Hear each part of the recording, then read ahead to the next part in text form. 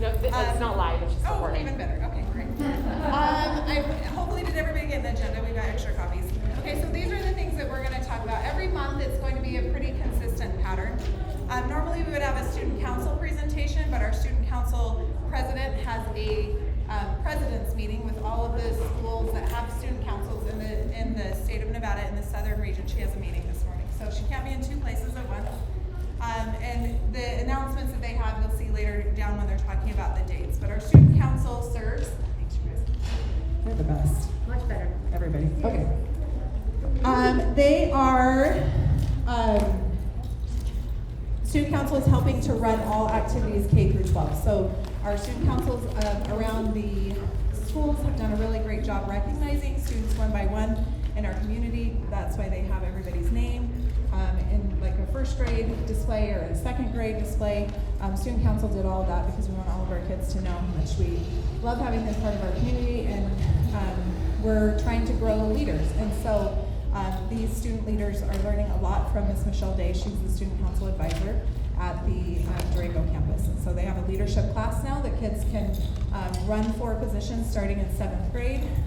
And then as the year goes on, we'll have different class leadership for grades K through 6, so that students at a really young age have a chance to be classroom leaders. So we're really excited about that. The school information, we're gonna start right off, so we're just diving in, with school data. We were really excited last week.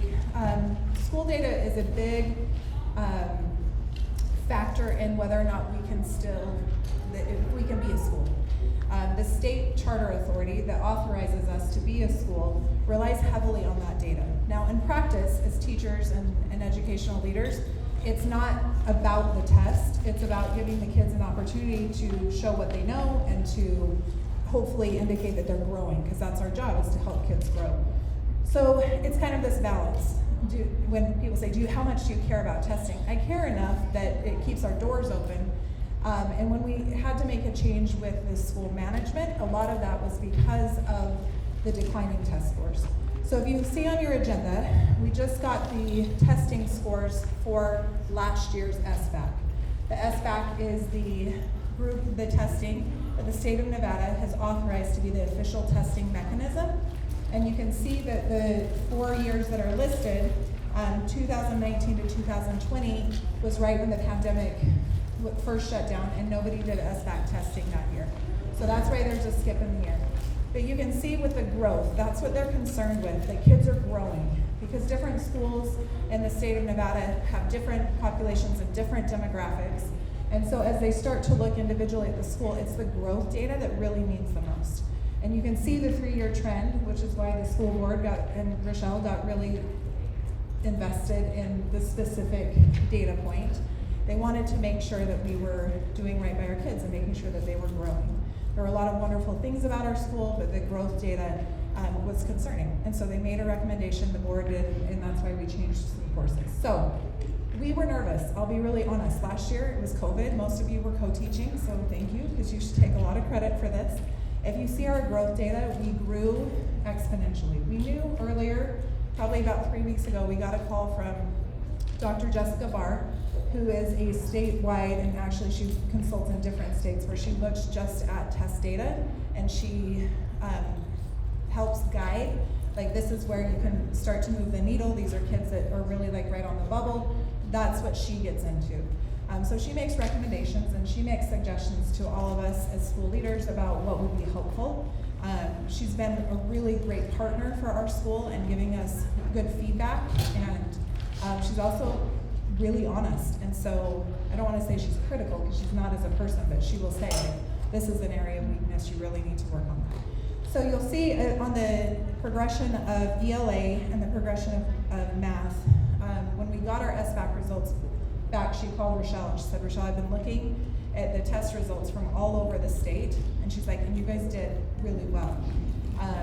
And that was validating in a lot of ways, because we didn't, everywhere else across the state and across the nation, those types of test measures were showing a decline, which that was going to happen. And so we were prepared for that. I think mentally and emotionally, we were prepared to kind of take that hit too. But I want to publicly give thanks to you as parents. to our teachers and the administration who really like went in all in and made some changes last year that were hard, especially with math. Math was tough. When you change from one program to another, when you're looking at standards in a different way, that was tough. And our older kids especially really struggled because they had maybe 3 or 4 years of a specific type of math program, and then we're changing all the vocabulary, we're changing all the processes, and then they have to perform in the spring. And so we very much took an approach of like, we just want to see how you're doing. Like, let's just see where this took us. And so when we got the results, to say that we were relieved and thrilled, it would probably be an understatement. We were on track. We were screaming in your office. We were Literally jumping up and It was down a big screaming. Screaming from the top of the mountain. We were at the Stuco retreat. We were at the Stuco retreat, the leadership retreat for our student council kids, when we got the initial data that it looked really positive. But Jessica was very clear to say, before you get excited, like, this looks good, you made improvement. If I can be candid, we were like, if we just don't decline, if we can just hold steady after last year, that's going to be better than other places that I know in conversations with other school leaders are declining. We were able to do things that other schools were not able to do. And for context, Dr. Barr, she works with about 80 other schools across the nation. And with all of the schools that she works with in the Valley, which I think is about 67, like just under 70 schools, she had 2 elementary schools that did not decline. And ours was one of 2 elementary schools that she works with that did not slip backwards, which was huge, obviously, because we were like, if we could just hold steady, Right. but we actually improved. Insignificant amount, maybe, but that insignificant amount that we improved was an improvement. It was a green arrow up, not a red arrow down. And so we did. We woohooed on top of a mountain because we're like, okay. And as a school leader, there's a lot of things that we put into place where we're like, this should work. This should be good. And then to have the validation come, like, this was really helpful, and then actually. And if you want to talk about the math specifically, again, the average decline. Well, and you can see kind of where we were headed. We had gone from a 64-point growth. It declined to a 60 and then to a 52. So between those 2 tests, to go from a 52 to a 71 indicates that our kids, and for some of you, I know you've had kids here that entire time, it indicates that their growth, where they were to where they ended up in that year, or in that 2-year period, is a huge jump from their performance. And how many of you have 5th graders specifically? Last Last year's 5th graders. Last year 5th graders. Fantastic. They are the ones that count in all of the ways. So if you had a 5th grader, and they are some of our kids that struggled the most because they had, like I said, 4 or 5 years of Saxon math, and then we're like, hey, here's some new Engaged New York math. And I received the emails, and I know you hated it, and it was really hard in a lot of ways. What I know about making that change is that when we look at where they're headed into secondary math, we're really laying a very strong foundation for them to continue to be successful and to continue to show growth. Because this doesn't just end with them as 5th graders, it's going to continue, and we'll track them all the way through 10th grade. And then by that point, we move on to ACT data to see the improvements there. So But Sarah, on average, schools saw a decrease by 15% in math. We improved in math. Yeah, Most schools went down by 15%. So if they were at 65% proficiency, they went down to 50, which is a significant decrease. So again, as Sarah said, kudos to all the co-teachers in the room that pushed through the math last year, because it worked. Yeah, and the teachers too. I mean, they knew, especially our 5th grade teachers last year, they knew that a lot of the reporting measures were going to rest on their shoulders. Now, because of COVID and last year with attendance measures, the state rating system is not going to be eligible to be, they're still going to give us a projected score, like this is what you would have been, which puts our star rating right back up where we want it to be. But it won't be an official star rating until the following school year, because this year, I mean, that's what they keep saying, it's like a dangling carrot, like next year, like it'll be better. And so we're hopeful that we're just going to continue with the trend. It's important for me in these meetings that we have really honest conversations about that kind of data, but this was our most exciting data point that we had gotten back. Even once we got this is good news, you didn't decline at all. Jessica said, wait for the growth, because the growth is what Where the state, again, when they rate a school, they want to know that you're taking a kid wherever they're coming from and you're helping them be better. And so the reflection that we are now back beyond where we were growth-wise from 3 years ago, it means that we're doing really great things. And again, I don't take credit for that. It's all on the shoulders of the families and the teachers and the wonderful things that they do. So that's exciting. So yay yes. Yay yes. Yay yes. Yay you. Okay. Another thing we'll talk about in these meetings are things with our budget and our finances. Last week when we did the open houses, we had a school donation drive. So as of yesterday, there have been $9,680.53 donated. I said, who donates 53 cents? But they said it's from the fees. So that's what we've ended up with after the fees. For school supplies. For school supplies, which is really great because we've spent already probably about $80,000 just setting up this year in school supplies. So when we say we're going to provide all of the materials for the kids, that's something that we set aside in our school budget so that we were able to provide all the crayons and the markers and the folders and the notebooks. And so that's something we're committed to doing. It's part of our fiscal responsibility to make sure that we budget accordingly so that all of the kids have the supplies. And further, the teachers don't feel like they have to go and supplement for that. So I'm excited about that. The majority of this money that we've earned will now go to refill, or if a teacher's like, we have been coloring up a storm and all of our color crayons are down to nubbins, that we can replenish as we go. We also now have PE in our specials, art and music, and so they have additional curricular needs as we've done inventory audits and whatnot. We have, more need to supply both campuses with all the things that they need. So Mr. Dudgeon, who's our PE teacher, is really excited every time he gets a new shipment of balls or jump ropes or all the things that he needs so that we can do PE here at this campus. Any questions about that? Any comments? Yeah. I just have a question. I don't know if it's safe for another time, but I noticed over the Durango campus, they've got really nice shade over The shade structure. No, yes. Oh, great. No, that is great.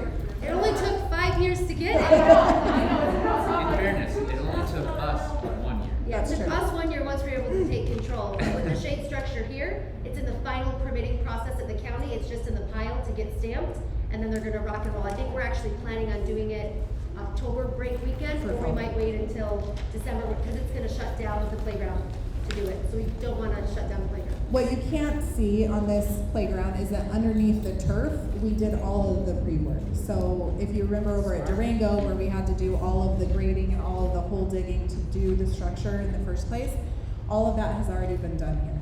So they essentially have to roll it back, pull out the filter that they had to fill in, but all of the It's being nubbins manufactured, yeah. yeah. What we found with the Durango campus too was it took a lot longer for the Durango campus. There's just a massive worldwide delay as part of the complications from COVID. And so we are finding how that is impacting us at every turn, whether it's the shade structure or inputting the lockers at the Durango campus that we ordered.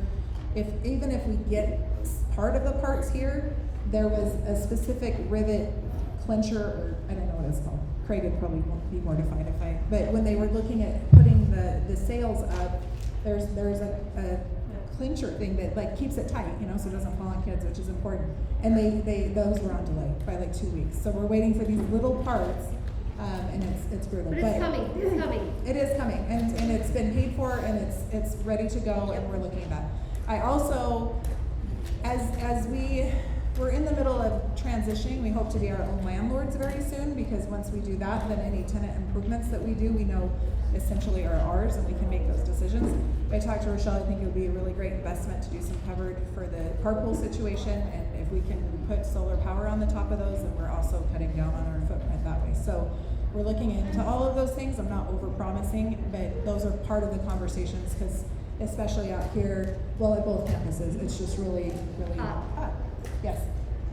So we came in last year, and one of the things that really attracted me to the school, especially when I did the tour, is that you guys have these breakout rooms for the kids for different subjects, and now we don't have them anymore. Okay, so let's talk a little bit about that. I'm a little nervous. Okay, so the breakout rooms were initially, by our previous management company, they were utilized as a small group instruction space. We still very much believe in small group instruction. But as the academic leader, one of the things I recognized was that we had unqualified and unlicensed staff who were teaching in those breakout rooms. Yes. And I'm not okay with that. So it was really great because the kids got some more isolated attention. What we have done with some of our COVID relief monies after we sent the survey out was that and to Nick's credit, he had to hire most of these. We have doubled our size of student support paraprofessionals so that every K through 6 classroom now has an additional adult in there so that teacher who is licensed can then differentiate the learning and instruction.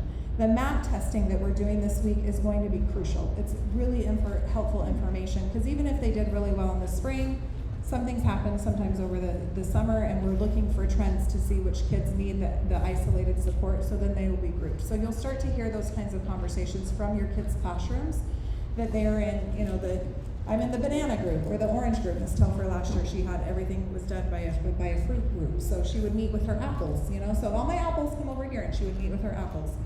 She would always say, there's not one bad apple in my group, and everybody loves the good banana. And so that, we'll do that. one kid's not getting bored if they're not Yep. challenged or one's falling behind. So Yep. if one is excelling, they'll meet that. Absolutely. Okay. And we are this year in the spring, Right. we'll start assessing for GATE. So if you have kids who are on a accelerated track, those are already measures we put into place to have a GATE program by next year.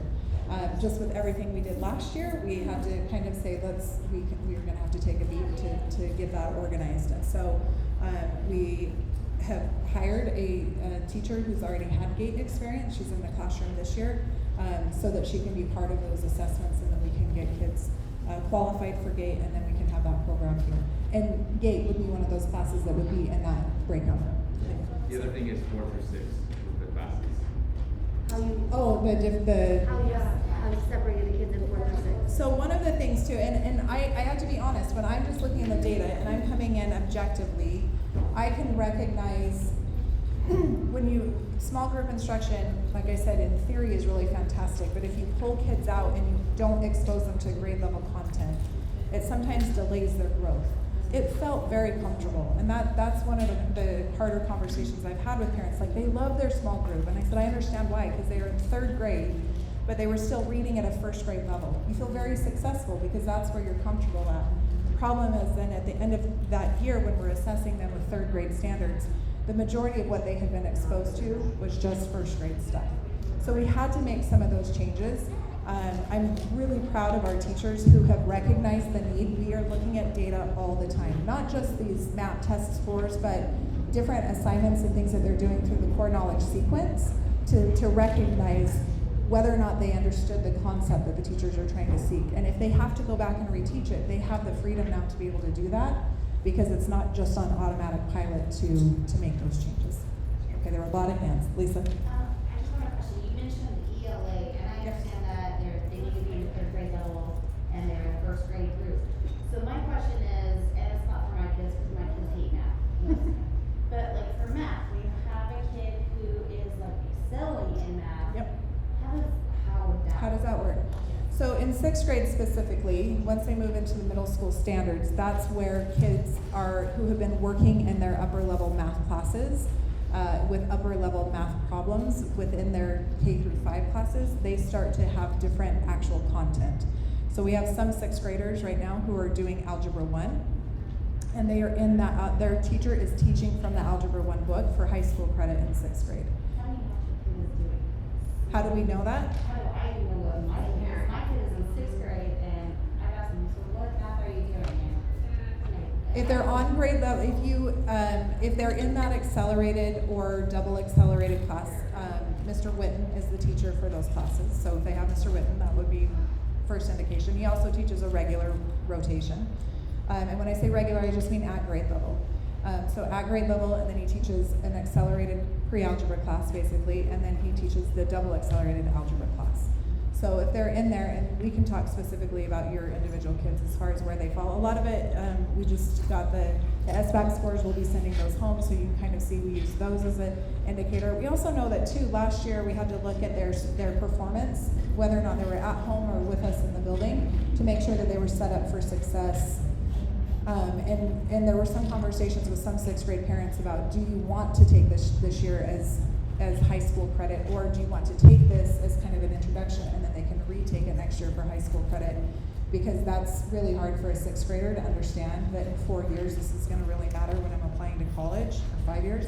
And so those conversations, Ms. Ames at the Durango campuses have those with the teachers there. Mrs. Harville, I also think that maybe one area where this could be addressed is going to be the parent-teacher conferences. The first round of parent-teacher conferences will go through all of that placement because it takes a while for the kids to get settled in. It is. And one of the things that we recognize too, especially now that we're here back in person, is that there will be needs to move kids, like to say, hey, you're doing really great. And so those are conversations too. Is it worth the interruption to their schedule to put them into a different class group so that they can get what they need when they're in that upper level class? In 4th and 5th grade, we departmentalized specifically so the teachers can focus and help differentiate within those different groups and grades. And a lot of that was based mostly on math so that we could make sure that those kids working in the higher grades were getting what they needed to be successful as they go on. We've also included offered dual credit classes now once they get into high school so that those kids who are working at a faster clip at an accelerated pace will have the chance to go ahead and continue math classes even with us that is beyond calculus, that they could take all sorts of classes through the community college we have a partnership with. So, and at the same time they're earning college credit. So that's really exciting. Yes? I was wondering, what is the math curriculum for the lower grades? So it's Reveal Math for all K through 12. As they get older, they'll use the adaptive program Alex. Alex Math is where a teacher can put in some data and give specific practice problems to kids based on where they see their needs are.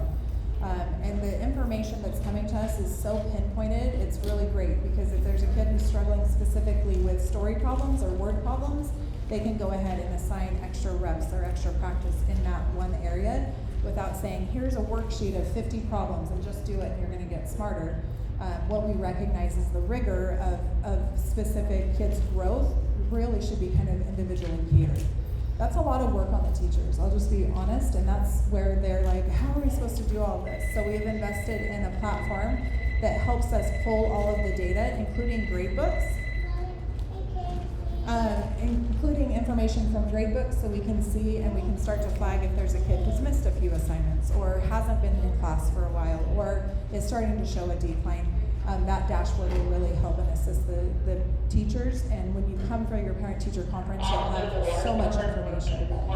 Look for those SBAC results. Those are going to get mailed home as soon as we can make sure that we have them all uploaded to the students' Infinite Campus account so that we can always use that data as well. But that will give you a good indication of how they ended last year. And then our MAP data will probably get mailed home about the same time as our first quarter report cards. So, okay, there were some hands over here. Yes? I was just wondering on 8, what grade states? Gates is 4th and 5th. That's where we're going to start in 4th and 5th. They can be assessed earlier than that and kind of know that they're on that pre-gate track. But we're going to start with 4th and 5th right now. Yes. So obviously we've been in this school for about 3 years. So that's what attracted us, which is the vision of how they're doing in math or reading and Right. separately classes, right? But just going off of data, I mean that means that it was not doing well, though, right? Right. Because you didn't have the right teacher, correct? That was part of it. A lot of it too, like I said, if no matter what group that they were, it kind of worked against our advanced kids when it came to the testing scores. It usually meant that they were maybe getting advanced content, maybe. So like It off wasn't working. of this data, obviously you have the kids that actually, like if I'm in 2nd grade, my math is plus and minus. That's the normal math, right? If I'm a little above, I might be multiplication, right? So off of this data from the regular class, does that more of an increase, or is it the ones that are higher class that more of an increase? You know what I'm saying? Well, what's important to understand is no matter where kids are, if they're really low or really high, what the teacher's job is to intervene. Like I want to intervene. There's grade level content. These are the goals that we need to know. So as soon as a kid is, and we all work like this as adults, right? If you have a goal and I say I want to, all I'm thinking is like losing weight. That's always a goal. I never lose it. But if I say, I want to lose 5 pounds, and when I lose that weight, then I can either stay satisfied and be like, I'm good, or I can say, oh, I should probably lose more than 5 pounds. So we can kind of keep going that way. Previously, it was advertised that it was like, and then we set a new goal, and then we set a new goal, and then we set a new goal. What I found when I came in, and I'm not trying to throw shade because I think there were a lot of really great things that came out of those situations, it wasn't translating on our data, which the Charter Authority really cares about, and it wasn't actually being reflected in the classroom performance. And what the teachers started to talk to Rochelle and the other school leaders about is that they were seeing that there were some gaps that the curriculum wasn't able to address. And so my goal is that everybody continues on an upward trajectory, and that's why that growth data is so important, because even if you start here, we don't ever want anyone to plateau. And so probably in the next couple of months you'll see, ultimately we want everybody to be in the upper right quadrant, high achieving, high growth. Because you can just stay achieving, but you cannot grow. And then eventually you get kind of caught up and you're not actually high achieving anymore. Correct, that's actually what happened to us when he jumped up. Yep. And then the last few years he's just been mellowing out Right. because, So we're all about continuing that upward trajectory for everybody, no matter where we get them. And if they start all the way up here, we want them to continue to grow that way. And it's exciting to be able to have the flexibility to do that. A lot of our teachers who struggled with that, because it's responsibility too on the teachers, and those are conversations that assistant principals have had to have with teachers, because if you maintain that the old ways were the ways, then how do you justify the fact that your kids are not growing? And when they couldn't do that, or they didn't have a response for that, that was a tough conversation to have. So again, very proud of the teachers and everybody who's worked so hard, and I give full credit to the parents who were sitting there. And I had more conversations about why can't we teach kids to carry the one and cross multiply like we learned to do math versus regrouping. And I've been there, I know that pain, because honestly, like, just do it like this. But I can tell you that my 8th grade son can kick my trash in math, which is kind of embarrassing, because I stand here as a school leader. I'm good at math. Yeah, go ahead. Are we going to be doing reading? I'm sorry. In the past, we did reading fluencies. Yes. Are we going to be sent home, something like that? For the kids that are testing below reading fluency, on the intervention scales, that's something that's going to come back as direct feedback for kids who are not already performing according to what we're seeing on the math tests. Are we going to do it across the whole spectrum? It used to be on the back of the learning plan. That reading fluency. I don't think so. If the student needs it and they're low in fluency, then yes, the teacher will provide something, or the RTI coordinator will provide something to help with their fluency. But just because you're low in reading doesn't mean that it's your fluency that is low. It could be your comprehension. It could be that you don't know your phonemic awareness. Like there are lots of other things besides just fluency, and so just giving out fluency to everyone is not going to help. It's going to be busy work for some kids, and we're not about busy work. So, but to your point, the data is really important for you as a parent to know, like, why am I not seeing fluency results? Well, because you're making those targets, you're already at that level.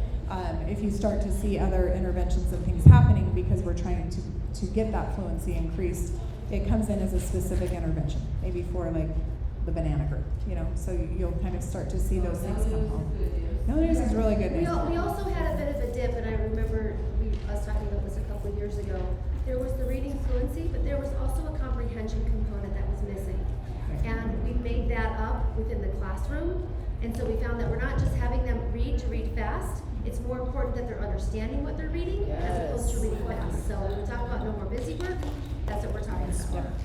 Which means that we're going to have that chance, and again, teachers have that autonomy and that authority to be able to really kind of dive deep into that and to kind of back things up. Like, okay, let's talk about that, because kids generally, especially early readers, are really great about reporting back what happens, but when we ask them those higher level thinking questions, what does that mean? Can you see a connection to the real life that would actually make an impact in what they're reading and understanding important, a lot of them are like, oh, I got that, I don't. Again, as a foundation for seeing where they're going in secondary, it's really critical that we were able to have that time to make those, to do those things. And so, these are all our cute little kindergartners. They're just so today. little. I know, I love it. So exciting. Okay, did I get the majority of the questions? I want to keep it. Go ahead. Yeah. For math specifically, are we gonna be getting real live workbooks, or is it gonna still be photographs? Yeah. In fact, Reveal sent us a bill, and I wrote back to Reveal and said, well, we don't have all our materials, so we'd be happy to pay you as soon as our materials Probably show on a up. container It's on in a Long it is. Beach. It's on a container. With everything else. That's where we've been tracked. So they are, yes, they will get those things as soon as we get them in the building. So some of the classes got them. Some of the grade levels, they all came in together. That was another woo moment. And we opened the boxes like, wait, there's some things missing. So, but they'll be coming in, and every year they'll get different workbooks and Or stuff. like being able to look ahead? And actually, the core language arts program too, I talked to Rochelle about that, as our teachers have been able to really get into the curriculum and match them up with standards. They've been fantastic at advocating what would be great for the kids. And so it's a matter of them saying to Tiffany or to Mr. Piccinini, we need this support, like this is part of our program. One of the things we recognize too is that even if it was in our charter, like we're a core knowledge school, we have never been a fully implemented core knowledge school because the teachers were never given the resources, the kids, there were things that just weren't ever ordered. And so now if they are like, look, there's this, I'm like, great, let's do it, let's order it. It's about $72,000 to order all of the readers and the activity workbooks just for this year for the core knowledge language arts program. And once the teachers have vetted it as curriculum, saying this really would be worth the investment, then we make those orders. So those will be coming home too. We're also recognizing it's a wasteful energy and resource to do so much. So much paper. So many. For math, do you, I don't know how well you know the Reveal program, but will there be vertical math, or is it all gonna be horizontal? It's both. It is both. It's both. We were on that committee. I was on the committee. Yep. The Reveal map is fantastic. We're so excited to go with that. Your kids are gonna love it. It has grade level integrated in there to give teachers the ability to be teachers instead of being parents to copy these back at. The workbooks are fantastic. They're not so much that you can do 30 math problems and not do it. Right. But it's not so little that they don't get enough reps. Right. And that was a conversation we had last year. COVID really helped us evaluate this idea that we had with rigor and what was going home as far as homework. I think I got probably 20 emails last year. Like, if when we go back, if we could please stick to the less homework is more, this would be really great because my kid doesn't have time after school to want to do 2 more hours of work. And in really hard conversations with our teachers, they're like, but this is what we do. This is us doing the teaching. And I'm like, but if they can prove or if they can evidence that they are proficient in this standard with 5 problems, why are we having them do 50? Why? If they're good at addition and they can do double or triple number addition or long division and they can demonstrate that with 5 numbers, especially with math, why are they doing 50? And so that, I think, was a relief and a shift. There's some parents who've already emailed me, I need to see more homework. I need to see more homework. I'm not seeing enough homework. I don't know if that's any of you. If it is, I need you to trust that the research shows that homework has no factor in student improvement. None. None. We have looked at the data. It's actually a negative impact if you overassign. My advice is read with your kids for 30 minutes a day and have them play outside, off screens, with their friends, and social interaction. That has paid off in a lot of studies to being really effective. Now, I want them to practice. I want them to keep up on their skills. I think it's really great conversations with parents to know what your kids are working on, and that comes through homework. So, but if you have concerns, let us know about what that is. Oh, we got a gate over there. Yeah, she just did That's not why get it. it's Okay, all right, back to our agenda. Archer Academy. Archer Academy is, when we restructured, was something that we set up into our plan. With COVID last year, we weren't able to run Archer Academy. Archer Academy is a catch-all after-school program that will be mostly directed for our lowest performing students is an invitation. Again, with some of the relief funds that we're able to have, we're able to fund additional teachers to work a longer work day so that they can do mentoring and tutoring for kids who are really struggling. A lot of parents ask for after-school care because schedules that would just make your life so much easier, and everybody wants to skip out on purple. It's okay. But what we're going to do is we're going to start that in September. If your son or daughter gets an invitation, it's always up to the parent can agree or decline that offer of invitation. And then we will probably have a lottery system so that we can fully fill the spots. And it comes with a commitment. It's 3 days a week of 2 hours of tutoring, physical activity, and a nutritious snack that is part of that. It will really help the community, I think, as a whole, so that we continue to see that upward mobility. Archer Academy was also established so that the teachers could have additional time with kids if they felt like I want to do some individual tutoring with this one kid. Like they don't qualify for Archer Academy, but I'm going to ask if their mom can kind of get them like in an hour after school. Those teachers have the opportunity to do some in-class tutoring specifically with their kids. For celebrations, or Archer Academy will also be where new student clubs have a chance to get together and meet. Maybe they don't have the full membership of 10 kids to be a club, but they have a space to come and they can, do the different student activities they want. So we'll share more information about that next month at the PAC meeting as far as how it's organized and who, how that's coming along. Ms. Pruitt, one of our 5th grade teachers, has agreed she's going to teach a high fitness class once a week. So whether or not you're in elementary here, elementary at Durango, or high school at Durango, you'll have a chance to not just come and have to sit, and look at your homework or not, but there will be a chance for them to have physical activity. We'll have a nutritious snack. But the main point of that is to do some catch-all tutoring and mentoring and help our kids get caught up, because we know that some kids have gaps. So we want to make sure that they can get to grade level. So that's Archer Academy. Let's talk about carpool.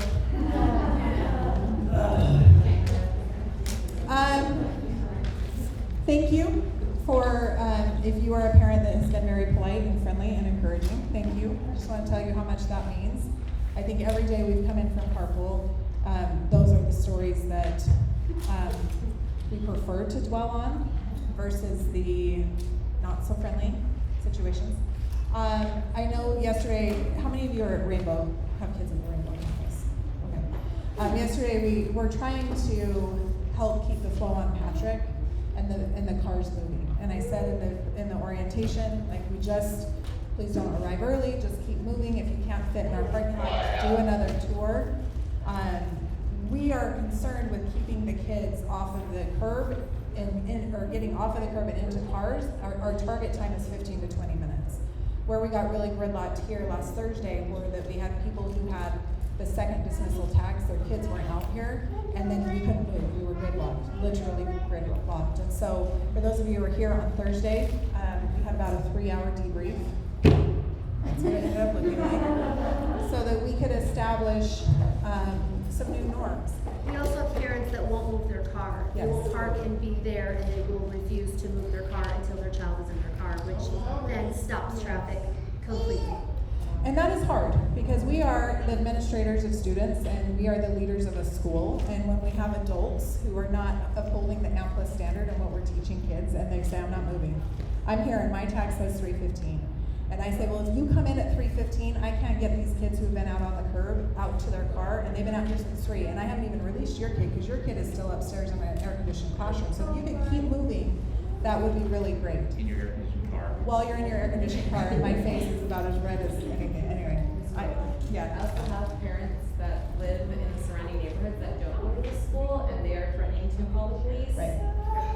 And ticket cars, and there's nothing you can do about that. Yesterday, if you were here at Rainbow, and it's not that much different at Durango, we've just got a lot more space and road area where it doesn't impact the neighbors around us as much as it does here at Rainbow. But we are looking to have those conversations. We've got about 1,600 kids at Durango, and we can get them loaded up in the same time that it's taking us to load up 700 kids here at Rainbow. And a lot of the issue isn't the kids at all. We're trying to also Nick has been writing herd over there. But it's tricky and it's hard, and I really want to say some very strongly worded things to parents who are ugly and nasty, and I get it, it's panic. You're like, I want my kid, and I'm like, everyone wants my kid. I've got like 2,300 that we're trying to get in cars. If we could come together as a community, that would help. Last year we had the number system. Typing in the numbers for 700 cars presents a lot of other problems too, because then the kids are up in the classroom and they don't start heading down, and then and we also had a quarter of our school population. We didn't have as many. Half were attending on every other day, so it was a lot less. So we're looking at a fully automatic system, like you pull in and there's but that costs a lot of money, and we're not sure that's even gonna work either. So, one question even I have, and I did come here last year, and I think it would be helpful if it were in the instructions in the video, as to actually how you want it to work. Like, is the idea all the ones go through before a number 2 card is even entered? Yes. Okay, so because that's never made clear. People just think it's 5 all the time. And so we're in the works of a video right now okay, to clarify that. Idea. And yesterday we spent a lot of time before. I have to be very careful, because I was this parent. Like, I would show up and I would stake out my spot when I was picking up my kids. It was a little bit different, so I would just park on the curb, but I would pay my bills. I had kids sleeping in the back, so I'm like, I'm not gonna go home and risk waking them up. It's nap time. So I recognize kind of what we're seeing down the street. The parents who live, or the families that live around here, have already complained to the police office. They went down to the command center. Craig checks.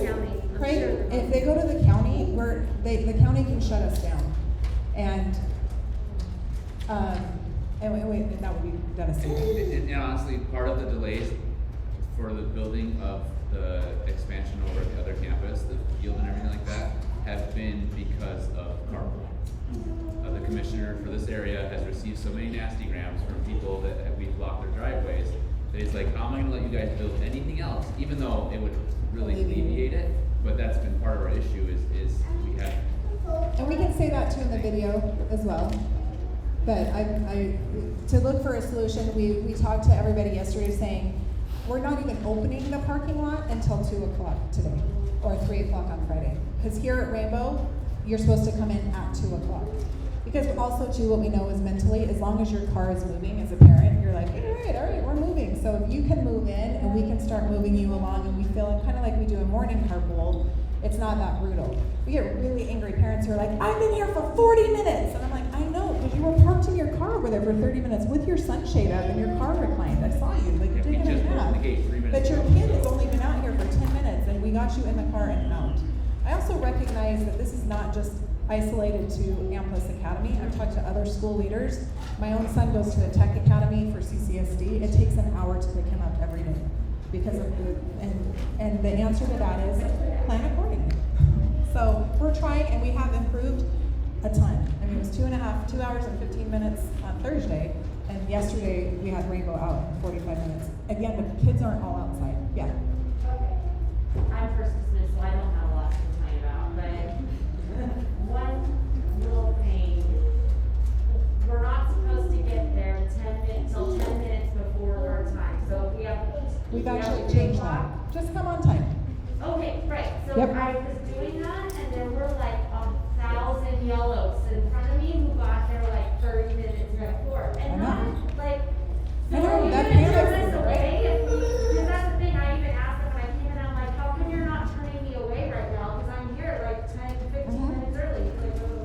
Like, I know, and all the parents, and everyone, we understand that panic. Like, we're parents too, and so we understand that there's a genuine mob mentality. Like, oh my gosh, there's 15 parents in there, I should be in there, like, why, I want to be in there, and so I'll come 15 minutes earlier, and then I'll come 20 minutes early, and I'll come 30 minutes early, and if you're 30 minutes early, go to IKEA, take a walk, like, you can do some window shopping, because we're not, and that's what I said yesterday to the parents we could catch who were here, and now, okay, yesterday we're trying to be helpful, and we forgot what day it was, because that's the kind of week we're having, and so we said, don't come until this time, and we were wrong. So then we sent a retraction text. And so we recognized yesterday. It gave us a good chance to talk to the parents that were there solidly early. And everyone was fantastic when we have one-on-one conversations. But heaven forbid you be Craig Jacks, who I want to point out to you has been a Metro officer for 30 years. And he said on Monday, I have never been treated so badly in all of my years of working. We have parents who are flipping him off and using the F word and telling him to get lost. And all he was trying to do was protect the neighborhood so that the parents and families, or the families that live there could get in and out of their neighborhoods. Because my kid needs to get picked up. So I know I'm here early, but instead of just keeping driving or not showing up early, facing myself as an adult, I'm gonna just go park right here on the street. It's fine, nobody cares, but they do care. And then they call us and they complain. And we say, There's we're one sharing car a parked, message. and then there's 50 cars Yes. parked, And then they're like, well, just So then are people not gonna be going in then? at 2 o'clock, at 2 o'clock, we're gonna, Right. So Yes. there's no reason the green tag should be here at 3 o'clock. the green tags if you have a green tag, it means you are picking up first at Durango, and then you're coming. And our poor green tags are like, we are backed up all the way to Durango, Well, I'm a yellow Buffalo. tag and I see so many greens. It's because greens are first dismissal as well. Green kids are right here because they have kids at both campuses. There's 80 families that have to pick up carpool twice. So please don't hate on the green tag people. Because if you think it's bad coming through No, you let carpool them once, yeah. And what we're trying to do is we're trying to filter green so they stay outside, because we recognize that if they get jammed up here and then they get behind blue tags who refuse to go around. Now, I'm sure none of you are blue tags. But that is what gridlocks the system. And so here's just basically the summary of this, where we're at. If you pull in and there's not space in the parking lot, just do another lap. I said to a dad, he was like, it's 3:17. He was a blue tag. It's 3:17. I said, sir, I know. I'm very aware. I've been out here for a half hour. That's why my shirt matches my pants. It's all purple right now. If you could just drive around the block, it will take you about 5 minutes. I don't want to get to the back of the line. I said, I know. But by the time you drive around the block, we will be loading blue tags. And blue tags will be all up in here. He came around, I looked, it was 3:23 when he came back around. His car made it all the way up here. He was trying to inch in and be in here. It probably would have taken him 5 minutes to move because now we're waiting. And the blue kid, I said, your kid is still upstairs. He's not even in there. I've got to get these yellow tags off the curb because it's hot and these kids shouldn't be standing there. There's 3 purple tags? There's green. Oh, okay. There's yellow the green and yellow are both first dismissal. Okay. So the green tags we're keeping separate, and all of those green tag kids are in the NPR because if they get jammed up there, we're not going to have the kids standing outside. I see. And if their older sibling tends to be a little social and is like, no, I got things to talk about, and the mom is yelling away, and I gotta pick up your brother. And we're keeping them in the NPR. But all of the yellow tags, at 2 o'clock when we drop that in, you're moving in. At 2 o'clock, the kids come down. And then we're working on them recognizing their cars. I talked to the parapros yesterday. They're like, look for your car. Look for your car. And the kids are like, Talk to your friends. backpacks on the thing. So any additional support you can give us as far as helping your kids, there was one dad that said, stop looking at the playground, I'm right here. Feel free to beep your horn at your kid. Beep your horn Mom that waved a toy Yes. out the window like, Ever had a pink plushie? That kid was like, oh, I got that But plushie. don't stop where your kid is. Don't stop, just keep going. The kids can move to you faster, and we can keep the cars moving. And I know mentally, as long as we're moving, we're like, okay, it's okay. And the kids recognize that's the thing too. If your kid forgot their water bottle, their lunchbox, whatever the case may be, get it tomorrow. You can't be like, come out of the car, just go get it. Go ahead. Would it be helpful, because I do foresee, because I was too, you come for 10 minutes early, and you come again, and then there's more to go. Because it was great, because yesterday I was like, I gotta get her from gymnastics, and you see, when everyone's still, I proceed to get a park on the road, and that panics everyone else, so they don't wanna go around. Would it be good if someone did walk up to all of them to start? I've done it at both campuses twice. But it was maybe a week. Yeah, Oh, I'm we not try. moving. That's where we get the I'm not F-bombs. moving. Oh, Yes. guys, so nasty. I'm sure it's none of you. Also, the problem is, a couple years in a row, I've been the one walking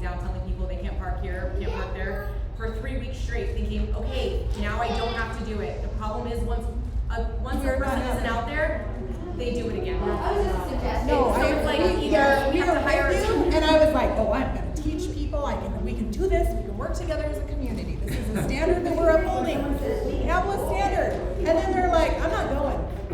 And I'm like, please just drive around the line. I don't wanna get in the back of the line. Do you see this line? I'm like, yeah.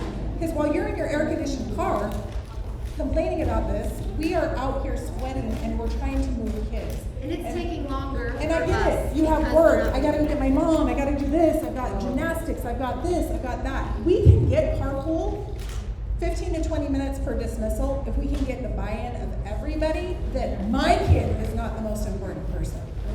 That we as a community have a responsibility to get 2,300 kids off of our curb. Now, I will own our tagging system was a little janky the first day, and here's why. When we assigned your carpool, we assigned it by household. Some of you have different last names than your kids. It happens. And so when we went into the classrooms, we're like, what's your last name? You get a yellow tag, you get a yellow tag, not realizing that mom's last name is a blue tag. So then that first day, when we sent out all of the kids. We're not talking about the first day. We We did talked better. about the first day. We did better. Okay, go ahead. Is it possible, like, we live literally across the street? Yes. She's first and I'm second. Okay. Is there a way to get like mine changed so we could just pick one? Yes. We would love people We to would love to carpool. actually That's what we carpool. call it, carpool. We love carpoolers. And we recognize too, when we start Archer Academy, that will pull off from this campus alone 120 kids off the curb. So in September, you're like, oh, it seems like there's less kids. It's because we've got 120 kids who don't have carpool until 2 hours later. Also, if you can think of an incentive that you think would legitimately incentivize parents to ride with other families, we will give it. Like, if we need to give your kid a free shoe day because they're riding with another kid, if we can have less cars, so much better. So many cars come and Yes. go one I'm time. just wondering, at this location, how many siblings are there at this location? Oh. Not a lot. Not a lot. We have a lot of single students getting an A car. Both, Yeah. and The other that's, campus has a lot. the other campus, because especially as they get older, then they move Yeah, over to it's the. like I think you're doing a great job for 4 days into carpool. We're trying. I think the biggest problem is like when we get to the line, they're like, Royal, third grade, and they're like playing around like, oh, right there, fine, they get to the car, but now. So is Royal. No, Oh, not your kid, sorry, another Royal. Another Royal. but broken down to like fourth grade, that helps a lot. And we knew that was one of our things, like in our thing, I said, if I can't, I mean, to walk up and down the whole thing, Thank you for being here. if you haven't picked up, if you're here, fifth grade all the way to kindergarten. Your fifth graders, this was done on purpose, your fifth graders and fourth graders have longer legs. And they will follow you to your kindergartners, who next week, if you have a kindergartner, are gonna be like, what is going on? And there's still some kids who are really hesitant. There was one kid who was like, that's my mom, can I go? I was like, oh my gosh, go. Like those kids who recognize, they're going to start getting like tickets, like the Golden Arrow tickets. When they're like, I got a ticket! It's like, because you saw your car and you were moving and we love you. And you were running that walk. Moving with Yes. a purpose. Moving with a purpose. Also, Yes. I've been sending my kids with spray bottles. Yes, and I ordered some spray bottles for our teachers who are out there so they can help mist with the kids. There's one It's guy, gonna be one so kid was cold like, I today, have it's one. only gonna be 100 degrees. Easy. Don't even have to change your clothes. Every day, I did bring a change of clothes today, yes. What do you, if we are first dismissal, Yes. by carpool? Yes. We're not talking about day one, because that wasn't Anna's fault, right? Thank you. So. And you were but, wonderful, by the way. Miss Garner said, this clinic was so nice. So thank you. What if we show up and there's a bunch of other colors in front of us, although there shouldn't be because we're the first one? What should we do? So we're trying to filter. Here's where we get jammed up. At Durango specifically. We're teaching and doing things inside the building, and 2:45 dismissal or 1:45, whatever it is. For us to get out and meet the cars who keep showing up early, we would have to be out there in some cases then, I don't know, like 1:15, an hour early. So what I would really appreciate is some lovely peer pressure from the community. Like, stop doing this. Like okay, don't say this on the Facebook page because this never comes across right. Your kid is not more important than my kid. All kids are equally important. The school has created a system so that we can get the kids out there in a much more organized fashion. And doing it by alpha at Durango seems to be helpful too, because we can say, what's the last name, and we can call the kid's last name out. When you start to carpool though, we're going to need some extra help, so we can make sure that they have the right color tags, and they know, even though my last name is Barlow, I'm going home with the Hewletts, so I'm gonna go get in the H line, because Hewlett is my driver. Also, some of you parents, not you, some of the parents still don't know their kids' teacher's name, so I'm like, what's the class? I don't know. Okay. If it's dad, they potentially don't even know what grade they're in. That's not good. Not you. Not you, Dad. Not you, know what Dad. grade You they're guys in. all know. He just wants them to go to school. Yes.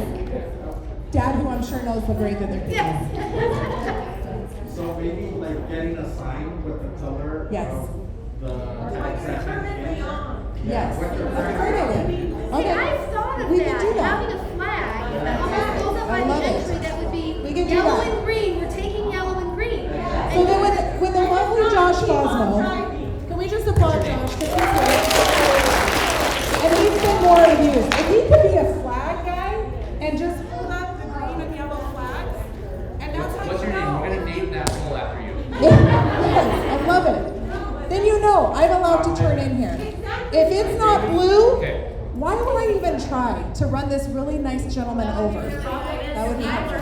Because the moment you're switching the color, they wanna be in your At Durango? At Durango, Yep. and I'm not at the school any earlier, and there's a person in front of me, Yep. and a person behind me, and Yep. they're dismissal, and It is so hard. waiting for them to get I know, turned around. and we say, please go around, please go around. You've been here 5 minutes, you've got us jammed up. like the And they airport. say, Just keep going. right, I said, you know how they have the guys at the airport who whistle at you and you don't dare, like, oh, she's like that. Woo, like, keep going, and you have to do the loop. You have to do the loop. So what you do is you get in the slow lane when you drive in, and you're like, all right, hurry up and get to your pillar.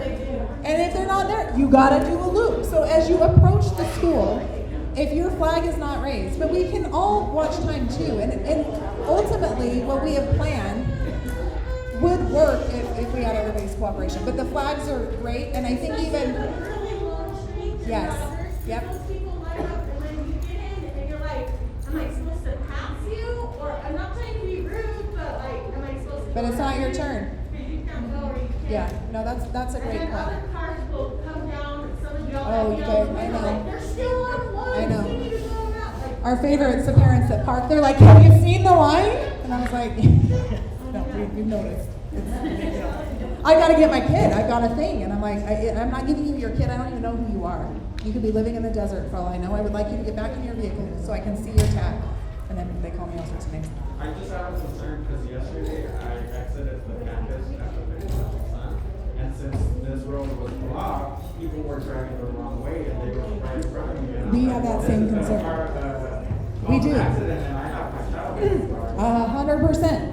So remember, That's as what a we're hoping the community. police are gonna be coming. Yeah. Well, they were there. they came yesterday and they looked, and then they were like, okay. Okay, fine. And we see it. I don't know if that means they're bringing their friends back. I don't know if they got another call. Mr. Jex is going to call and find out what that is.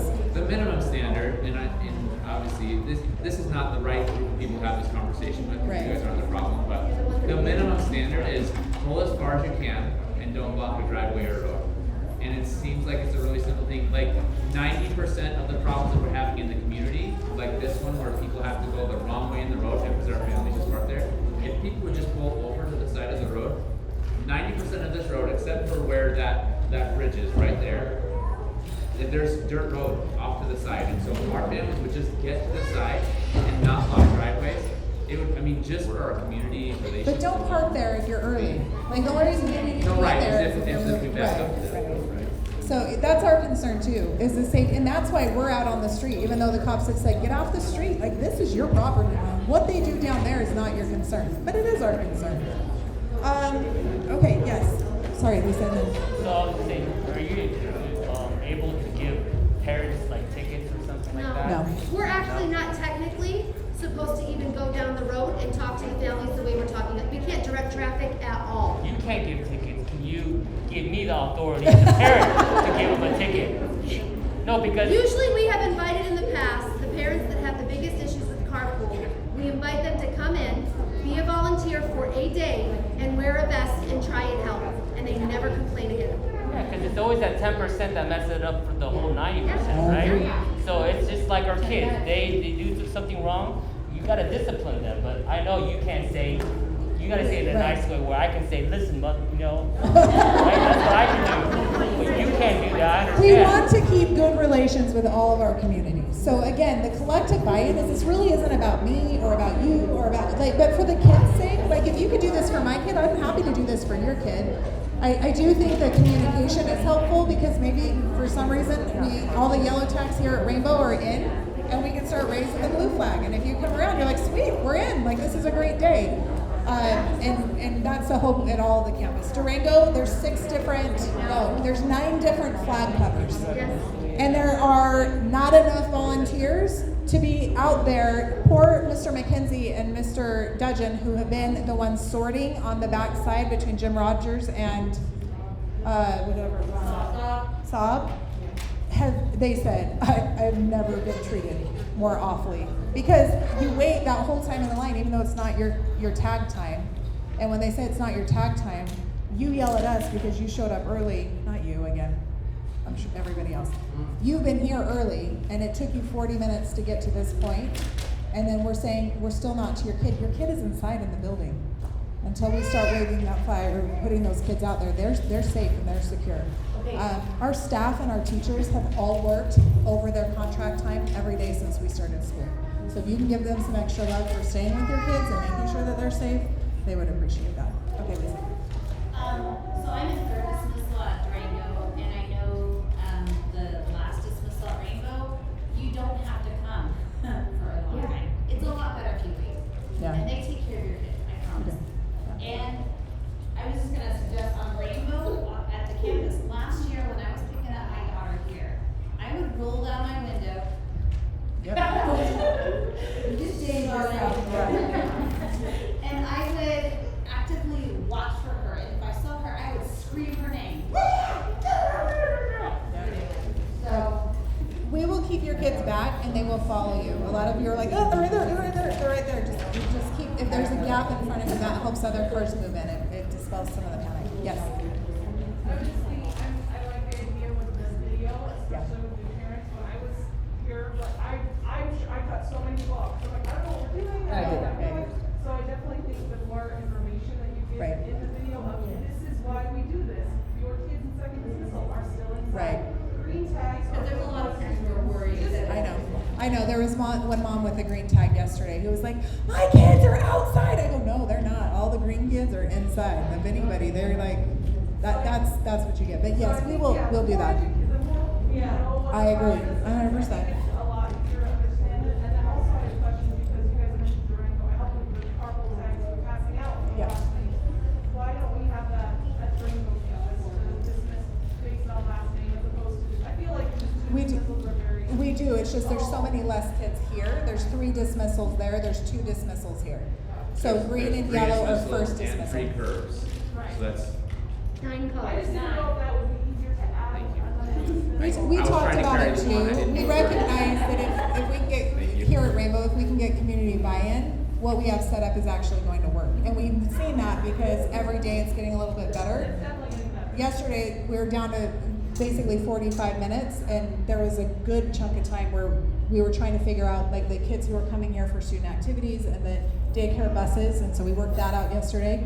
But that kind of created some gaps, and we're not about gaps. So even today, we're expecting, I mean, it's become a personal challenge to all of us here at the school. We're like, we're gonna do this better. We also have all of our teachers and teacher support that are working after contract time because carpool is taking so long. So it is a huge concern of ours. Our teachers are supposed to be gone by 30, and they're having to stay until 45 and at the top of the hour. 30 here.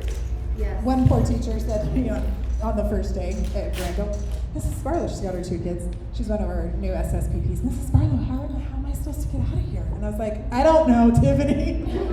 I don't know. Like, we're just trying to get the kids out first. If I could just say though, for the first day, which we won't talk about, Yeah. to the second day, I was like, wow, you guys have really. And we tried. Thank you.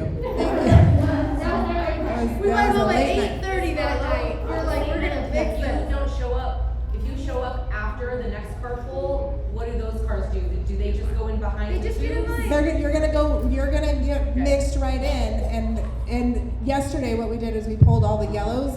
Once we were mostly blues, we pulled all the yellows inside, because by that point, I was watching the time, they had been out there for 23 minutes.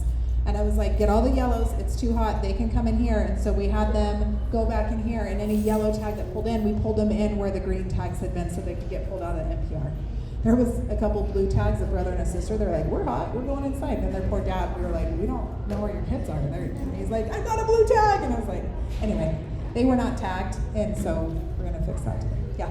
Since green tags are a priority, how come they don't open running from that side and have them come to the? We talked about that, whether or not we can't, I think we still have the too many. lineup. I think it would back up to Rainbow, because Saab isn't Yeah. very long. Currently, we're using SOB for all the athletics that are dropping off from Durango. Once they get picked up and they need to get over here, they're dropping off on SOB, and that's also where we're putting all of our buses too. So that our big buses aren't. We've thought about it, I know. We did talk about it. We went, counted, we could fit this many cars out here. We've got 80 cars. It's not gonna make a big enough dent. We almost have to use those outside lanes. Now, ideally, all the green, once they get through Durango and they come here, we're, by second dismissal, they're out with the first dismissal. And so second dismissal, then we have even extra support too. We recognize second dismissal is going a lot faster too, because that's when the teachers come down with their paraprofessionals. And there's less assigned in second Yeah. dismissal. Okay. So if we're at Durango, but we're coming here for extracurricular activities, when do we show up here so that we don't interfere with? If you will somehow get on Rainbow, probably, I don't recommend Patrick. Right. Go, yeah, or go Sunset and then come around, and then on Saab, come right here. The coaches and the advisors, we've asked them to work and communicate that with families. You're okay, but sorry, that's really not. So Saab is the road you want to look for. Come off of Rainbow and Saab, and you're going to come in the back entrance. And then just wait, and then Ops will walk you across, and then I'll walk them across the other half, and we'll Yeah. just use the crosswalks through there. And then they come into the building, and that's where they take us up. Yes. A while ago, many years ago, there was some sort of a program or a committee that was for people looking to carpool, not ride share, Okay. share. Could we organize something like that? Yes, I would love that. Like, Do you wanna volunteer, I see Alyssa? so many people online. Here's what we probably need to do. We probably need to I don't think we probably provide the platform, because as a school, I don't know that we can promote the ride sharing. I think that with the parent Facebook page, you could create some type of a ride sharing program, that then we can say, hey, did you go to the parents' Facebook page?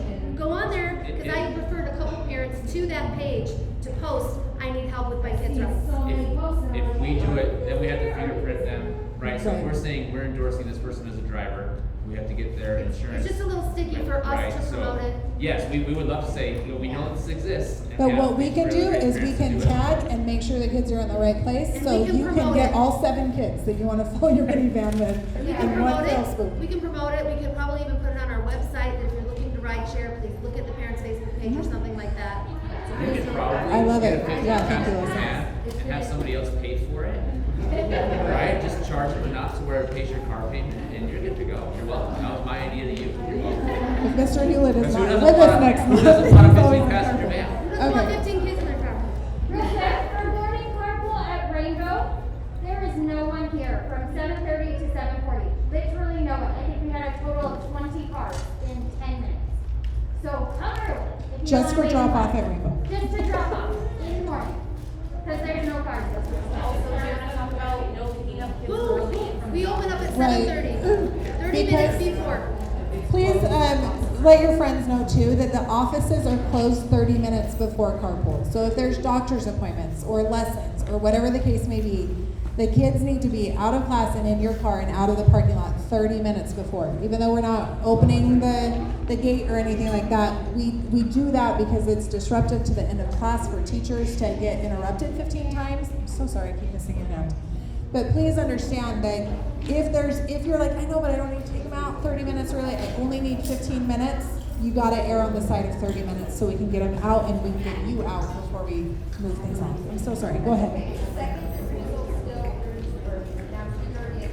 Yes. Yeah. Well, we're For now, because that's just to let you know we're keeping your kids in the building that long so that when they come out. But I love the idea of the flags. I love me a good flag routine. So if I can give those to Josh and he can wave it and you're doing it, and again, if you're cruising around, if you're doing a tour and you're like, not a blue flag yet, just go all the way around again. And yes, you may be in the back of the line, but when we can flood cars in here, we can fit hundreds of cars in here. And so as soon as that blue opens up, we're good. Okay, please look at the calendar events that we have listed. Thank you for all your comments. I don't know if there's additional questions and answers, but we are looking for committee work and volunteers. There's a QR code right there if you'll scan it with your phone, specifically for Fall Carnival and Snack Shack parent volunteers. Those are a couple of really big items that we're looking for volunteers for. Yes? So on the calendar, Yes. the School calendar? newsletter, Okay. Oh gosh. we have listed the Durango campus having open house on a couple of days. Okay. But on here it's only one day. So after our meet and greets, we recognized that that is really hard if you've got kids in elementary and secondary. So what we are doing is putting them all in one night. We just haven't published it. Anyway, that didn't make it to the newsletter. So this week, we put them all on one night because it was originally 3 nights. For our teachers' sake too, we want For our everybody to be sake, it's there. exhausting to do it for 3 nights. No, I'm not trying to make Aaron, it. I noticed was picture day for Durango with the Durango flags on the calendar. Oh, okay. Sorry, I did the newsletter, that's me. Okay. Don't I'm apologize. so sorry. No apologies, Brett. Just email me. Right I'll here, fix it. Thursday, September 16th at the Durango campus will be picture day for kinder through 12th. Friday, September 17th at the Rainbow campus will be picture day for kinder through 5th. Sometimes I look at that thing so much, I'm like, I can't even, I don't even know. And Britt's fantastic. She does, and then she sends it to all of us. We're like, it looks great. And as soon as we send it out, new eyes are like, you messed up. And we're like, so we're trying. There will be a mistake in every single one, I promise. It's a game. It's a family activity. Sit around and edit our newsletters and let us know. No, we try really hard and try to get those out every Friday, but it might come on the weekend. Oh, right. Yeah, it's not. Okay. Yours Mine worked. worked. You need permission? Yeah, I got mine. Ask for permission. I just need to It make goes to it- Miss Garner. I need to make it She's gonna public. realize. Who did it? If Garner. It might be an Impulse, like if it says only allow Impulse Academy. I know. You have to use your Archer now. Possibly. She needs to make it public. Yeah, mine says you need permission if I log into. We're gonna call her. If you give it like 5 minutes, then you can re-scan it and she'll make it just public so anybody's email can access it. Cool. If you're logged into your kid's Archer mail for some reason, or if you have, maybe that's where you're getting it, but she can make that public. Okay, we are looking for substitute student support paraprofessionals. You apply, it's a job, we pay you. You don't have to be licensed. You do not have to have a school license, it's to come in to work as a teacher's aide. So please reach out to Human Resources. We're also looking for substitute teachers. If you want to apply through the district, or through the state, you have to have 60 credit hours in order to qualify for a substitute license in the state of Nevada. But we're looking at kind of beefing up our sub lists and options. COVID really is a thing, and we've had a couple teachers and people who we've asked to stay home because we don't know what their symptoms are, and we want to make sure we're keeping everybody safe. So to err on the side of caution is going to be better for all of our community together, and that goes for the kids and the teachers. And so please make sure if you're interested and you're like, I could do this on Tuesdays, like I don't mind, I'd love to come and help. We've got about half of our student support paraprofessionals are substitute teachers. So we can use them in their classrooms, but then they would need an assistant. So having parent volunteers or parent, subs is really a great way to get involved that way. We are looking for 4 parents from each campus to work on the discipline committee and the curriculum committee. The reason why this is limited is because it's an action work group, and if there's too many people, it's really hard to get all the information and gather everybody together, which is what needs to happen for both the discipline committee and the curriculum committee. There are meetings once a month on Thursdays. I think it's the 3rd Thursday, maybe the 4th, 3rd or 4th, for those committee meetings, so you can't serve on both. You would have to pick one. And it's a work committee. It would involve you like participating and being part of those conversations. So if you're interested in that, stick around and let me know. And then we'll pass those on to the different directors and administrators who are in charge of those committees so that we have the parent portion of that stakeholder feedback. Somebody wrote on their survey, and I don't know if you're here, stop using the word stakeholders. That just means that we all have a stake in the success of our school. So now I'm really subconscious anytime I want to say stakeholders, like I'm offending somebody. Like, anyway. Can you elaborate what a discipline committee is? Yep. We're required by the state to have parents serve on the discipline committee who are privy to the information as far as our numbers and responses to discipline situations. Those parents are highly vetted because if ever we have an expulsion committee, those parents would be asked to sit on that committee as specific representatives with our board, our school board. But it's more a transparency measure to make sure that you know how many incidents that we have for all sorts of infractions. Not that we have any problems. We also look at the demographics of the students who are having infractions, and we're seeing to make sure that these kids aren't coming out of one class and looking this way or acting that way or whatever, to make sure that things are. There's a lot of like analysis and looking at the data, like, oh, we're seeing it, at this campus during playground time or recess time, this is where the majority of our infractions are. So the recommendations come from that committee. We would need some parent volunteers to help with supervision and that kind of stuff from those committees. So curriculum committee, for example, those of you who served like on our math committee last year, we get books, you look at books, you give us your feedback on books. Right now for secondary, we're looking at social studies curriculums for, because the books that we have are 15, 20 years old, there's not a lot of history that's happened. And so the social studies standards are also thematic based now and not like chronological history, like in the beginning and then try to get caught up to the 2000s. And so we want to make sure that we have parent feedback on those types of programs, specifically in secondary. So, okay, if you need to go, please don't go back. Everybody goes. Okay. Don't send your kid to school sick. Oh Like, yeah. it's not something to school sick. Like any symptom, it's okay. Don't miss a day, it's okay. It's not AKA. Because they used to say, send them to school no matter what, and that. Yeah, or you only have 9 days a too. year. Right. Otherwise your kid's gonna. Right. Here's the law, which sometimes didn't matter to management at APA. I won't say local management, they were always very great, but you as a parent, you tell us. If I need to check my kid out early, as long as it's 30 minutes before carpool, like, you can do that. If you choose to have an educational opportunity at Disneyland, I can't tell you no. I will tell you, being in school and having the instruction is a gift that I really recognize and appreciate, especially this year, but we want to make sure that our entire community is so safe. And so making sure that the sniffles, I've got a runny nose, my throat is sore, a low-grade fever, I threw up last night. Just keep them home for the day and vet it and make sure. If you are concerned enough about COVID, then go get them tested before you send them back. I'm sure we're all very aware that in our own community here in Las Vegas, there's already been an elementary school that shut down for 2 weeks. We are monitoring and watching the numbers closely, and we will report those in our newsletter. Right now we have 2 positive cases. And that ripple impact is the 12 people who had close contact and qualified as close contact, now they're quarantined until they do the things. So our ops team and our teachers and the students have been really wonderful partners in sanitizing and washing their hands, and all the good hygiene practices that I think really are worth investing in has made a real positive difference.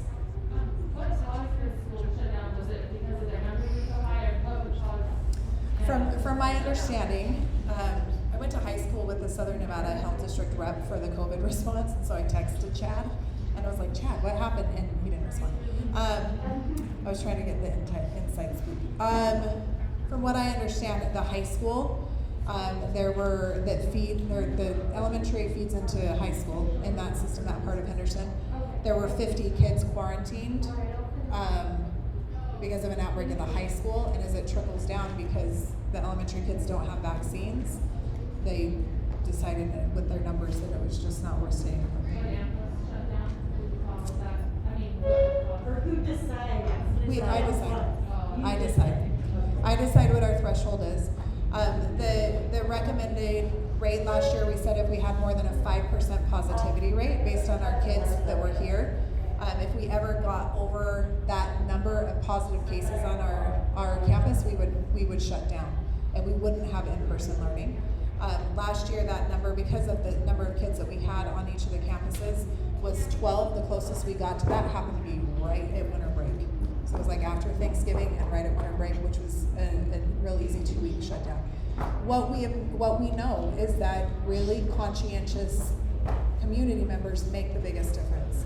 And the kids have been fantastic about their masks and the sanitizing and everything.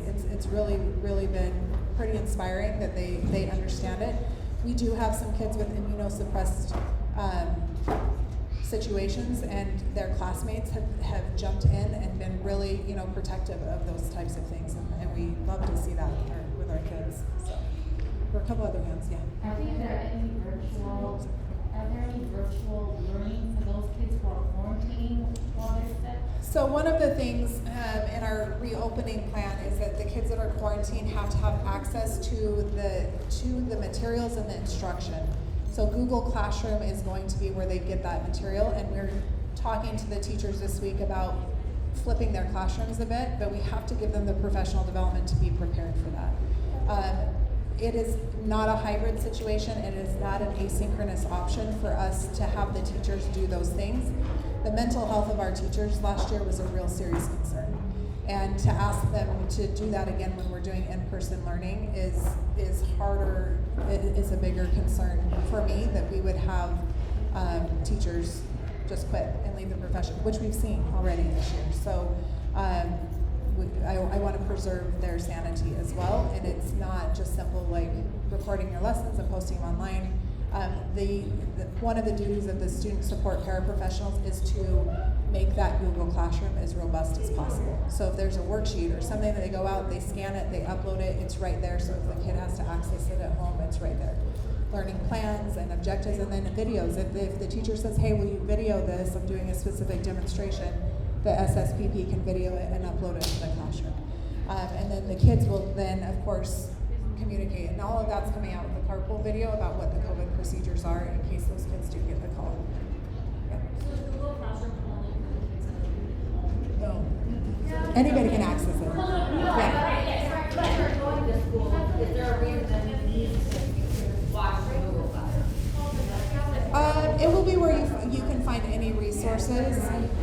In the learning plans and the messages from the teachers, I would monitor that all the time. That and Infinite Campus. But they don't need to be submitting assignments. It depends on the teacher. It depends on the teacher, because some of them might be doing exit tickets in their 4th grade classroom, and it will come through while they're in their classroom. And if you miss that, then they would still do that through the Google Classroom. So every classroom is a little bit different how the teachers are integrating that technology, but for sure look at that. So, yes, ma'am. On that note, are you guys gonna be uploading the contact information for each teacher? It's still down on the website. It should be up now.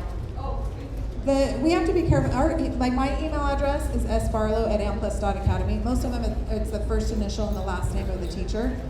We were getting spammed from all sorts of places when we had them up on the board. They were pulling all of our Yeah. email addresses off of the website, and we were getting bad emails. Marriage proposals, money requests, to the But there was this one that was completely principal. legitimate. It was a prince in Nigeria, Yes, and I sent him $5,000. I saved him. it was fine.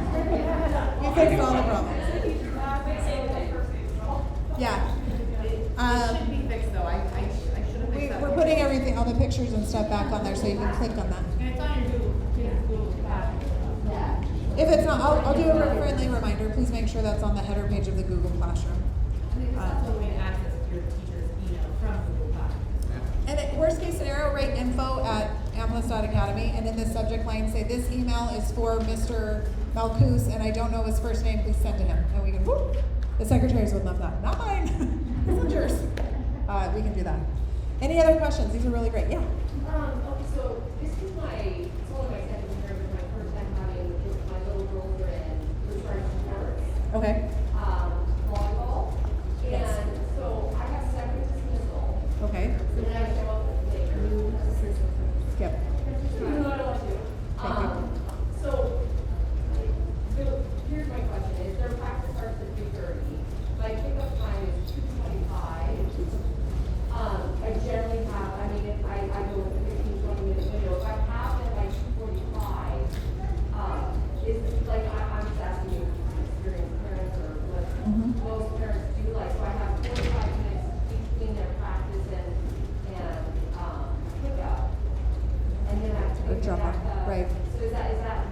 Here's what's happening during that hour is we're doing all our professional development and we're meeting with our teachers, which is why they can't have practice because those teachers are also our coaches, or our coaches are also our teachers.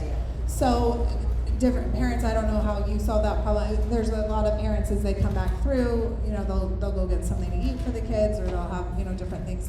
Depending on where you live, you have time to go home and then come back because it's enough time for them to do that. But we can't have them on campus because there's nobody supervising. And there's no way to have the practice on, because there's 3 days a week where it's 3:15 dismissal, or 3:25 now. Gym space is a priority, so we've got all our boys basketball who, because they're a winter sport, they come over here and they practice here. Our cheerleaders are in the NPR there. We've got middle school volleyball and high school volleyball, and so the high school volleyball is actually getting ready for season, and so their practices are, you know, so it really is, Coach Cooper, but I think he might have left already. Oh, he's upstairs. They've worked out that schedule as closely as they can in taking into considerations all the things. The coaches understand that people are coming in and out of carpool situations, and so their warm-ups and things like that, well, it's not ideal, though they're very flexible with them coming. I don't want there to be stress for an extracurricular sport that you're like, I couldn't get here by 3:30. Like my carpool release was at 3:25, and practice starts at 3:30 for this practice. When you get there at 3:40, your kids can just go right in. On the earlier dismissals, there is going to be a gap because of professional development. That was absolutely no solution for the concern, but we can't monitor them, we can't watch them. So. You might work with maybe someone and rotate that responsibility coming back with some other team parents as well, if you're comfortable with that. And just to clarify, so on Friday, so shift day practice, the elementary is, Wednesday, Thursday, Friday. Yes. So Friday, they just go straight. Yeah, to- right. Friday will be a different problem. You're like, I'm running a little bit late. I But use common sense, and I'm like, I knew that was probably the response. no, yeah, and I like the more community, like, you know, once they get more established as kind of an ongoing thing, you'll start to make connections that way. Any elementary parents doing volleyball? Put it on the Facebook page. Yeah, put it on the parent Facebook page, looking for ways to connect. Okay, other questions? Dad, you had a no? Hands? Yes. I couldn't hear you, I'm sorry. We have like late students, and for example, like I got caught up with the traffic in the morning, and I dropped off my son. My daughter is from Durango campus, and then I dropped my son here. It's already been lenient this week because we know that it's open week, but eventually it won't be. That's why, like I said this morning, 7:30 to 7:40, there is no one. So get here early because starting next week, we're gonna be a little bit more about the starting at 8 o'clock. And if the gates are closed and people aren't in there, you need to walk your son or daughter into the building and sign them in. We are ordering a system that will make for quicker check-in, but we also found that extra effort helps the parents get. So what time is considered late? School starts at this campus at 8 o'clock. And we open carpool at 7:30, a half hour before at both places. At the Durango campus, school starts at 7:45, so we open at 7:15. All of the kids, when they get here, elementary and at Durango, go into the gym so that the teachers, because their call time really is when carpool opens as well. And so they get here and they've got some time in their classrooms, and then they come and pick up their kids and take them. So if you're here from 7:30 to 7:50, it's been some great social time for them, and they hang out with Mrs. Banks and some of the parapros in the gym. Can we drop off the kid, like for example, I'm in the end of the line? Can we drop him off already there, or have to wait until I move here? We've been taking kids on this first curve in the morning, but not like around the corner. So you'll see the people motioning for kids to hop out on this curb. Only on the curbs. Only on the curbs. So if your car is up against the curb, you're good to drop off. If you're by the trash can, no. Yeah, then you're not. And if you're in the second, third, or fourth lanes, No. There's no then you curb. have to wait till this curb. Yeah. But if you're like, I want to be at that first curb, then you stay on the outside, and then you pull up right there, and then they pull you out. After all of these lanes are loaded, then they have that third lane go. And I think there's about 8 or 9 cars that drop off every rotation. So. Because I saw some parents dropping off their kids here. Yep, that's a big no-no. Oh, special needs kids. The special needs kids are over there, and that's where they do the pickup too. So you guys are all. What's that? Other helpful things for the video. I'll explain all of those things. I know. Some of the parents who've been here, I can see they're like eyeballing tags, like, oh, you do not have have the right tag, you wear a gray tag, you wear second dismissal, like you start to learn these things. But we will share all those things. Yeah, maybe you can also add in the video, like in there when they merge, I mean in Durango, when they're merging from 2 lanes to 1, they're like, parents are like in a hurry and then it's my turn, it's just the afternoon. But we were like, you know, they were like fighting already for just being at first. We're just one happy community. Yeah. We just don't care about everybody's kids. Yeah, I've got to be careful on the video because I want to say some really direct things, but I've been accused of being very blunt and direct before, so it will get better. It has gotten better. And for your part, thank you so much for being positive and being supportive. When Dad was like, what am I waiting for? I said, I don't know, but if I can just stick my head in front of your vent for a minute, that would be really great. And I stuck my head right in this minivan and just sucked up the cold air. So it is really hot. And in probably 4 weeks, we'll be complaining it's going to be cold and rainy. But anyway, thank you so much. Thank you for being here and being part of that. If you're interested in the discipline or the other committee, let me know. I think we changed the settings on the QR code. It's working for everybody? So scan that. We are really excited about our fall carnival. I know a lot of you have done a lot of work on that, and we would love to get some extra fresh blood and new perspectives and help with that. So we'll be happy to have you. Okay. Have a wonderful day, everybody. Thank you. Okay, hold on. Let me stop this.